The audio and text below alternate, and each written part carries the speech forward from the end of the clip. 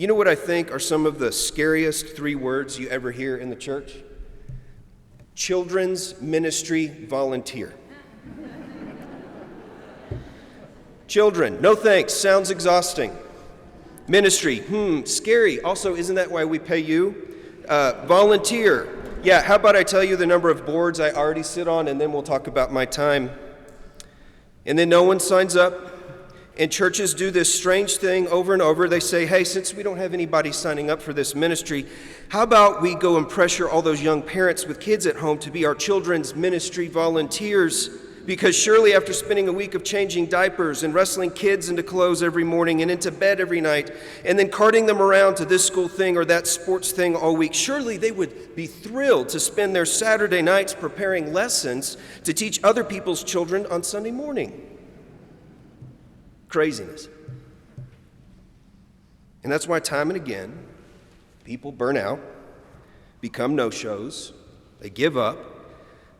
And this is just one of the reasons, I think, the whole Sunday school thing has struggled the past 20 years because the culture is shifting. But what the church does is respond by saying, well, let's just keep trying the same thing. So how about we improvise?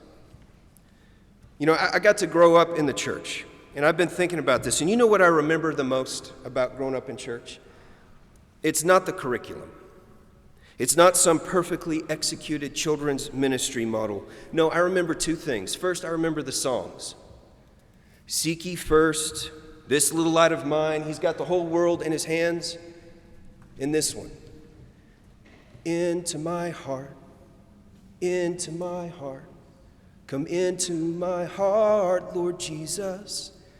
Come in today, come in to stay. Come into my heart, Lord Jesus. Because Baptist folk want Jesus in you real early. You know what I mean? So that's how that goes. But the other thing I remember, other than the songs, are the people. The people. Adults who, for whatever reason, wanted to talk to me and wanted to spend a little time with me, and kids my age, and I knew that they loved me. And I knew that they cared for me and wanted to make me feel like I belonged there.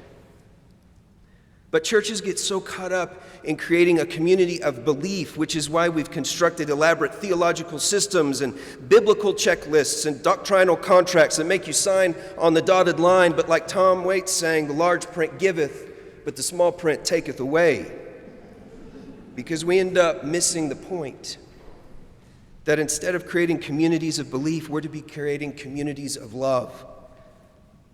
And when I look at the life and the ministry of Jesus, I don't see him talking about belief much, but I do see him inviting people to be part of a community of love and a community of belonging. So instead of trying the same old, let's improvise. Let's not think about children's ministry. Let's think about family ministry, both our nuclear families here at St. Andrews and also the spiritual family that St. Andrews already is. And instead of placing some unnecessary burden onto the shoulders of a handful of volunteers, what if we try something different? We're calling it 20 minutes a year. On any given Sunday, especially as we make our way back from COVID, we have around 250 to 270 people. Now, guess what? There's only 52 Sundays in a year. So out of all of those people, could we find 52 individuals or couples to spend one Sunday morning just 20 minutes with our kids? And here's the thing. You get to talk about anything you want. You get to share the gift of who you are and the gifts that God gave you with others.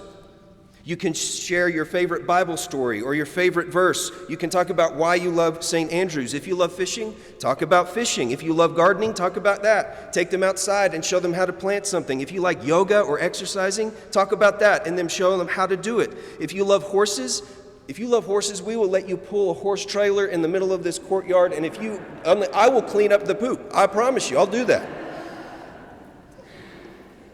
And I love that I got to say poop in a sermon.